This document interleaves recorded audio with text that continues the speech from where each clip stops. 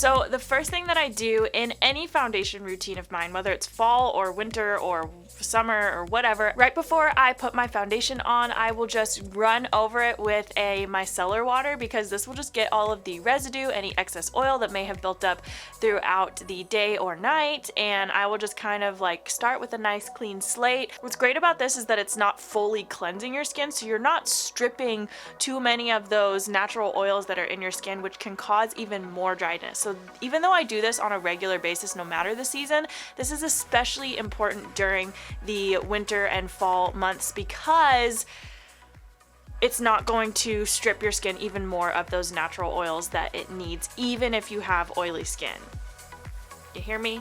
Even if you have oily skin. I know that during the fall and winter, it is usually cloudy, tends to maybe have a little bit more rain. There's just not as much sunshine going on. And so that is actually the most important time to wear your sunscreen. The clouds actually scatter light even more, and so it is more important for us to wear sunscreen during those cloudy times, even though it doesn't feel like it. So I still go in with an SPF every single day. This is the Strivectin Repair and Protect Moisturizer SPF. It's a little pump. I just go in with one full pump of that, and I blend that all the way down my neck and my chest. So then, no matter what season it is, we're going to go in with an eye cream. Right now I'm using the Ole Henriksen. This is the Banana Bright eye cream. I think that my eyes are a little bit sensitive to this one because it does have vitamin C in it, and I am very sensitive to certain forms of vitamin C. But this one is really great because it does have that yellow tint to it, so it starts to correct. So during the fall and winter, this is super, super, super important morning and night. Basically, during the fall and the winter, our skin it gets more dry, and that is the eye area, the face, the lips, like our knees, like our body, everything tends to get more dry because there's not as much moisture in the air. That is why it is so, so, so important to go in with a good lip balm before you apply any of your matte lipstick, or any lipstick for that matter, because we want to make sure that these things stay nice and hydrated so that any lip products that we put on top of them doesn't eat up all the moisture from those lip products and break up and then start to look chalky and textured and weird. We want everything to stay the way that we put it for the most part. My all-time favorite lip balm is this Malin and Goetz. I don't know how to say that, but it's this Malin and Goetz. It's a mojito lip balm, and it is hands down the best lip balm I have ever used. So I take like a pretty good glob of it morning and night. Good makeup starts the night before. Just think about it that way. So make sure that you're taking care of your skin, lips, everything the night before, and it will make your life so much easier the day that you are actually applying your makeup, so you don't have to wash all that crap off and everything in between. Anyways, that's a whole spiel. Yes, I take a nice good glob of this so that it doesn't just kind of penetrate the surface, but there's so much moisture there that the lips can continue to absorb and absorb and absorb. But I struggle with super, super dry lips, so I always go in with like a super thick layer and just let it like sit and soak into my skin for as long as possible, morning and night. So before we move on to foundation, one last thing that I want to say is, like I said, good makeup starts the night before. So a good foundation base of any sort will start the night before. So taking care of your skin is key. A huge, huge thing during the fall and winter months, whether you have oily skin, dry skin, combo skin, any type of skin, our skin is going to start lacking moisture. And so we want to make sure that we are putting not just only water into it, so we're not just using moisturizers that have water and hyaluronic acid in them,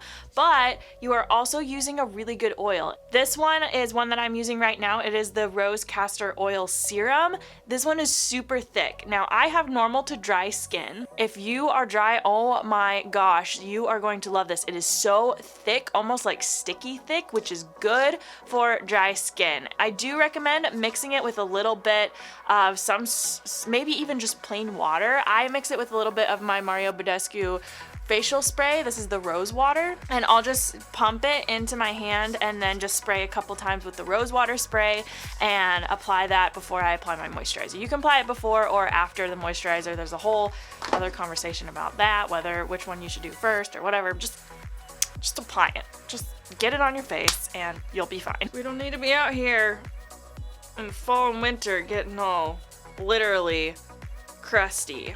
Rusted, busted, and crusted, you know, like. So now that we've taken care of our skin the night before and we have taken care of our skin the morning of as well, we are all nice and plump and juicy and ready for the foundation. One thing that I definitely do differently during the fall and winter months for my complexion and foundation routines is I will go in with a foundation that's a little bit more hydrating than maybe I would normally reach for. What's hard about the fall and winter months is that typically a little bit more of a matte style is in.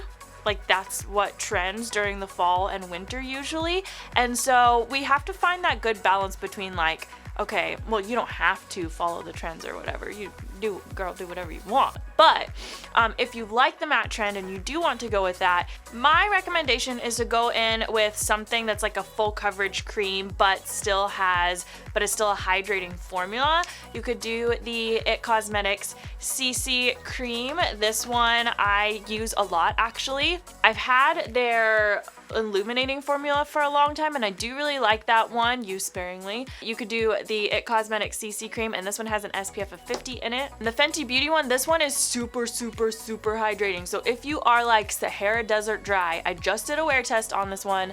I will link it right here. You can check that out and see how it wore throughout the day in comparison to the original formula to see which one you like. If you are like Sahara Desert Dry, this one would actually be great for you as long as you don't have a ton of texture on the skin. If you are like super dry and you deal with a lot of like texture, like you have naturally textured skin, then this one might not be the best option.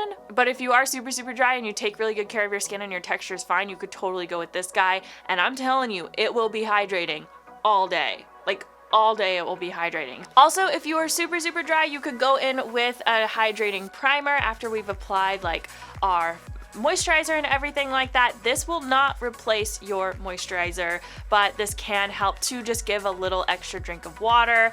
I don't find myself reaching for primers on a daily basis because they don't make a substantial difference to me. I am actually going to skip the primer today and we are just going to go right in with the IT Cosmetics CC Plus. This is in the shade medium. So like I said, I've been using the illuminating formula for a little while. That one, if we're going for like the fall trend, this one's gonna be a nice in between because it's not the matte formula, which actually the matte formula would be super great. I just don't have the matte formula in my current tan shade right now. I know I don't look super tan, but I do have a little bit of self-tan with it. This one's gonna be a nice in between. It's going to have a little bit of glow to it, like a natural glow, but it's not going to be matte. So from there, we can start to add powders and other things to control without drying out our skin.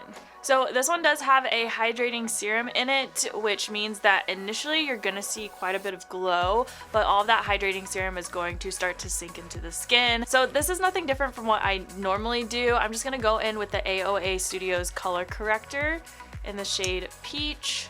Normally, whenever I am this shade, when I have myself tan on, I would go in with a little bit of the NYX Can't Stop Won't Stop concealer. Now this is just a darker shade. Whenever we are going for a more matte look, it's important to add more dimension to the face, probably than you normally would, especially if you're going to put more powder on your face to get that matte look. Now I'm not saying, this is not like a matte tutorial. This is just like, a lot of people like to go more matte during the fall and winter, so I'm just giving little tips and tricks. Normally I would go in with a concealer that's just a little bit lighter than my skin tone, but since we are going for a little bit more of a matte look today, then you want to make sure that you are still adding dimension to the face, which is what glow naturally gives the face. So we kind of want to make sure that we're giving additional dimension to the face. So I'm actually going to go in with my Too Faced Multi-Use Sculpting Concealer in the shade Snow. This one's going to be a lot lighter than I would typically go. I would typically mix these two together. So this one's it's just gonna be the lighter one by itself. By the way, freaking love how much concealer comes in this. It's like my whole life. For my concealer, I like to go in with a brush and a sponge. So I start with the Real Techniques contour brush. I love this as a concealer brush. So that is quite a bit brighter than, you can see quite the contrast. This almost looks white on top of this one, but once we go in and we set it with powder and everything like that, it's gonna make a lot more sense. So I'm just gonna go over that with my sponge here, just to press it into the skin a little bit more. Now we need to set everything, and this is where we can really get that nice in between matte and glow, you know what I'm saying? So I'm actually going to go for the Hourglass Veil Powder. I've been using this a lot recently, just trying it out. This one I have realized is really that perfect finish. It doesn't feel like super chalky and drying on the skin. I don't know why, but it's definitely not as drying as other powders that I've used. I actually feel totally comfortable putting this powder all over my face, and it doesn't feel like super dry and like crusty and like my face is gonna crack and fall apart, you know what I'm saying? So I'm just gonna take that with a sponge and apply an excess amount under my eyes, because I have to, because if I don't, then my mascara will smudge all over the place. So I have to do that personally, but you don't have to do that. But I'm going to apply an excess amount around my eye area and anywhere that my foundation tends to break up, and then I'll just apply a light amount, like a light dusting, all over the rest of the face. That way it doesn't get too matte and it doesn't get too drying, but it does set everything. So then to dust it on the rest of the face, I'll just take a brush and we'll just do a light amount all over.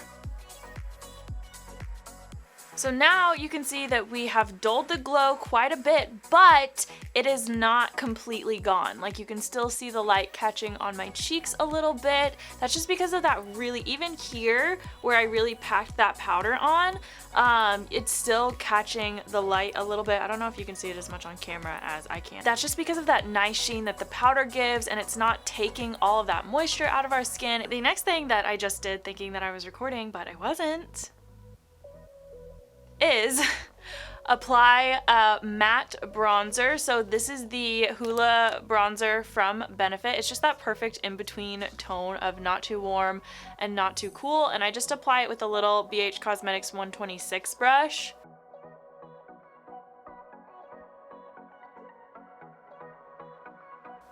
So I apply that underneath the cheekbones, the forehead, the sides of the nose, and under the jawline. Why does contouring never get old? It's like every time you do it, you're just like, yes, there she is. During the fall and winter months, I actually like to go for a blush that's a little bit more on like the cooler pink side. Whenever I think of fall and winter, I think of whenever you're outdoors and you go to see the Christmas tree lighting ceremony in your local town, and it's cold outside, and you have a scarf and you have a hat, and then your cheeks get all cold and they turn a little bit red, and then your nose gets a little bit cold and it turns a little bit red, and you start to get like that cold flush. I'm going to use this blush from Seraphine Botanicals. It's the Lychee and Gold Healthy Glow Rose Gold blush. So this one is not like the coolest of cool pinks, but it's definitely not like a coral warm pink by any means. It's really that perfect in between. So I just take that with a little chic blush brush and brush that right onto the apples of the cheek. I also like this one because it has a little bit of glow to it, so you could totally just like leave it like that, and it's like you got that matte glow. That was an oxymoron, but. So the last thing that I do, and this will depend on your skin tone, because not all of these colors will pull the same on every single skin tone. I do go in with a little bit of like a cooler highlight rather than like a gold highlight during the fall and winter months, because you know, it's like cool colors, and I feel like it's fun to kind of separate the two from the warm, because then it's like, oh, this is like my summer, this is like my winter makeup, like I'm doing something different, and then it like becomes like a whole thing. And so yeah, I like to kind of separate them. Also, haven't dipped into this guy in a while, and this is the the Broken e.l.f. Moonlight Pearls highlighter. So I just brush that very lightly. I won't usually go as dramatic with my highlighter during the fall and winter months, so I'll just kind of add enough to give a soft glow again, but not a lot. I don't want to look shiny by any means, which normally we like some shine. So now from here we can just apply the rest of our makeup.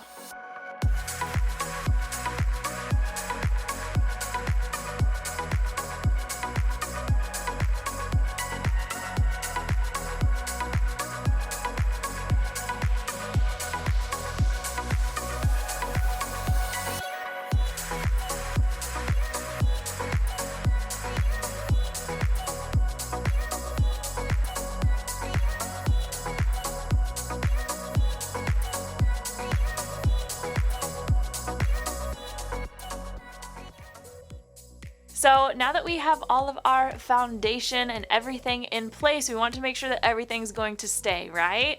And so what do we use to make everything stay? Setting spray. Now this is just a staple in a foundation routine if you want your makeup to last all day. However, for fall and winter months, you want to make sure that you reach for something that is alcohol free, because whether you are the oiliest of the oily to the driest of the dry, all of our skin types lack moisture during the fall and winter seasons, of course depending where you live, but you get what I'm saying. This Cover FX one is really good.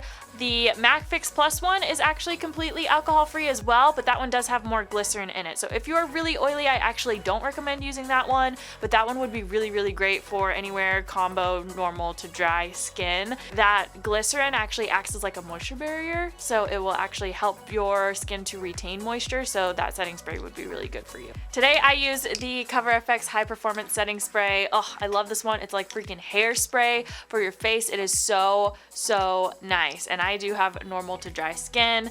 And I also really love the fine mist that this one has. Oh my gosh, it's just so, feels so nice and gentle on your face. So if you clicked on this video because you are struggling with your foundation in some way, whether that is making it last all day or you're just looking for a new foundation to try, I have this video right here where I walk you through how to make your foundation freaking last, or you can check out my most recent wear test right here of the Fenty Beauty Hydrating Foundation. So go ahead and click one of those and I will see you over there.